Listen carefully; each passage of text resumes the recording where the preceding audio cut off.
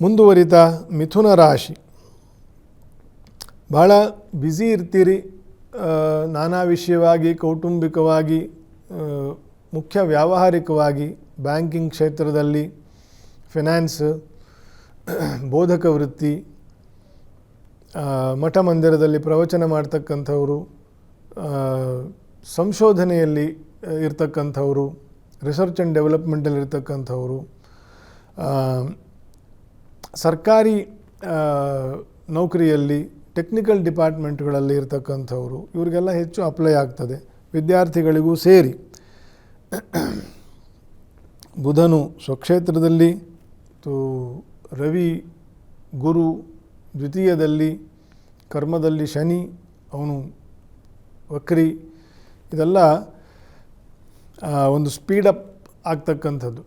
ಸಮಸ್ಯೆಗಳಿರಲ್ಲ ಅಂತಂತಲ್ಲ, ಸಮಸ್ಯೆಗಳಲ್ಲೂ ಅದನ್ನು ಪರಿಹಾರ ಮಾಡಲಿಕ್ಕೂ ಕೂಡ ಸಾಕಷ್ಟು ಬ್ಯುಸಿ ಆಗಬೇಕಾಗ್ತದೆ ಮಿಥುನ ರಾಶಿಯವರಿಗೆ.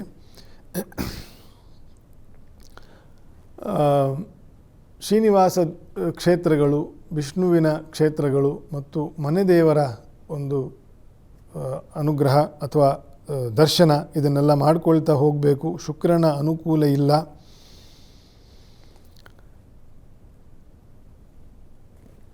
ದೇವಿಯ ಕ್ಷೇತ್ರಗಳು ಮತ್ತು ಕುಲದೇವರ ದರ್ಶನವನ್ನು ಮಾಡಿ ಪ್ರಾರ್ಥನೆ ಮಾಡ್ತಕ್ಕಂಥದ್ದು ಮಿಥುನ ರಾಶಿಯವರು.